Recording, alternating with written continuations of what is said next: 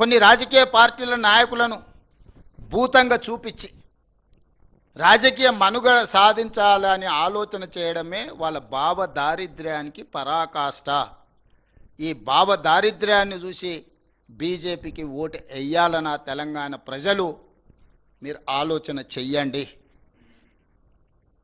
ఇక రెండవ party BRS 10 సంవత్సరాలు వాళ్ళే, పంచాయతీ మెంబర్ నుంచి పార్లమెంట్ వరకు వాళ్ళే ఉన్నారు, మున్సిపల్ కౌన్సిలర్ నుంచి ముఖ్యమంత్రి వరకు వాళ్ళే ఉన్నారు. 10 ఏళ్లలో వాళ్ళు లేని పదవి ఏదన్నా ఉందా?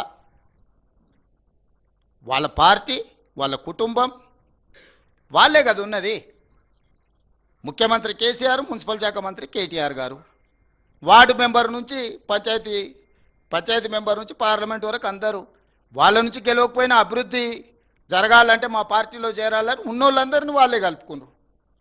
ఇప్పుడు 116 మున్సిపాలిటీలు, 7 మున్సిపల్ కార్పొరేషన్, నాకు తెలిసి 99% వాళ్ళ చేతుల్లో. ఎవ్వరు రెండో పార్టీ లేదు 2 సార్లు, ఇంక్లూడింగ్ గ్రేటర్ హైదరాబాద్. 10 సంవత్సరాలు మీరే ఉంటే మున్సిపాలిటీలో ఈరోజు సమస్యలు ఉన్నాయి, ఈ సమస్యలు పరిష్కరించడానికి మాకు ఓటేయండి అని అడుగుతారేంది? అసలు ఇది ఎక్కడి విచిత్రం? ఎక్కడి విచిత్రం ఇది? ఎప్పుడు మున్సిపల్లో లేమే, మొదటిసారి మేము ఓటు అడుగుతున్నాం. ఇంతకుముందు కౌన్సిలర్ కాదు, కార్పొరేటర్ కాదు, గ్రామాల సర్పంచ్ కాదు, ఏది లేము. మొత్తం మీరే ఉన్నారు. మంత్రులు మీరే, ఎంపీలు మీరే, ఎమ్మెల్యేలు మీరే, ఎమ్మెల్సీలు మీరే, మేయర్లు మీరే, చైర్మన్లు మీరే, సర్పంచులు మీరే, జిల్లా పరిషత్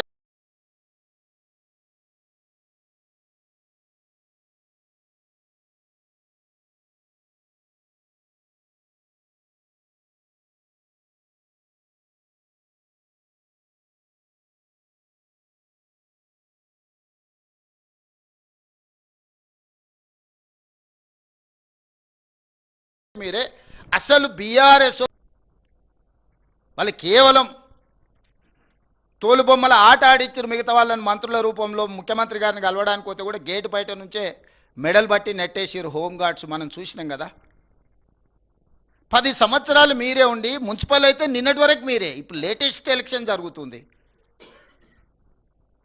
ఇప్పుడు మళ్ళీ మాకు ఓటేయండి అని బీఆర్ఎస్ అడుగుతుంది. అసలు అంటే ఏ మాత్రం కూడా మొహమాటం కానీ, అసలు సమాజం ఏమనుకుంటుంది మనం ఇంత బరితెగించి మాట్లాడడం వల్ల? ఇది ఏమైనా సమాజం ఆమోదిస్తుందా? అమరాన్ని ఎప్పుడో సామెత చెప్తుండే, బరితెగించిన కోడి అంట బజార్లకు వచ్చి గుడ్డు పెట్టిందంట. గట్లున్నది బీఆర్ఎస్ వాళ్ళ వ్యవహారం. ఇద్దరు హరీష్ రావు గారు, కేటీఆర్ గారు ప్రతి మున్సిపాలిటీ తిరిగి మాకు ఓటేయండి అని అడిగితే బరితెగించిన కోడి బజార్లకు వచ్చి గాడిద గుడ్డు పెట్టినట్టు ఉంది వీళ్ళు అడిగే విధానం, వీళ్ళు చెప్పే మాటలు. మీరు లేనిది ఏదన్నా ఉంటే ఇప్పుడు మీకు కొత్తగా ఇస్తే మీరు ఏదైనా చేస్తారని అనుకోవచ్చు. 20 లక్షల కోట్ల రూపాయలు మీకు ఇస్తే పేదోళ్ళకి ఇండ్లు కట్టించిండ్రా? ఇండ్ల సంగతి చాలా దూరం, అసలు రేషన్ కార్డులు అన్ని ఇచ్చిండ్రా?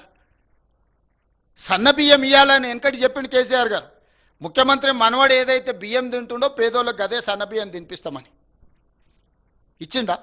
మీరు జర్నలిస్టులు, మీరు కూడా ఉన్నారు కదా ప్రజాక్షేత్రంలో. మీ గుర్తింపు కార్డు, మీ ప్లాట్ల గురించి ఇట్లా చెప్పుకుంటూ పోతే ఒక్కొక్క వర్గానికి, ఏ ఒక్క వర్గానికన్నా ఉద్యోగాలు ఇచ్చిండ్రా, రేషన్ కార్డులు ఇచ్చిండ్రా, సన్నబియ్యం ఇచ్చిండ్రా? అసలు ఏది వీళ్ళు అమలు చేసింది? పట్టణ ప్రాంతాలలో మోరీలు అన్న తీసిండ్రా?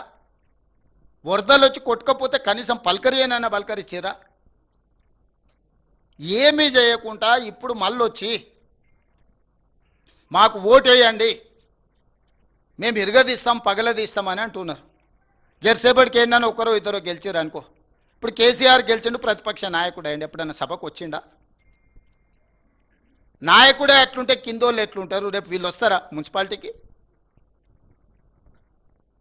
ఆవు చేన్ల మేస్తే దూడేమన్నా గట్టు మీద మేస్తే అది కూడా గంటకే పోయి మేస్తుంది.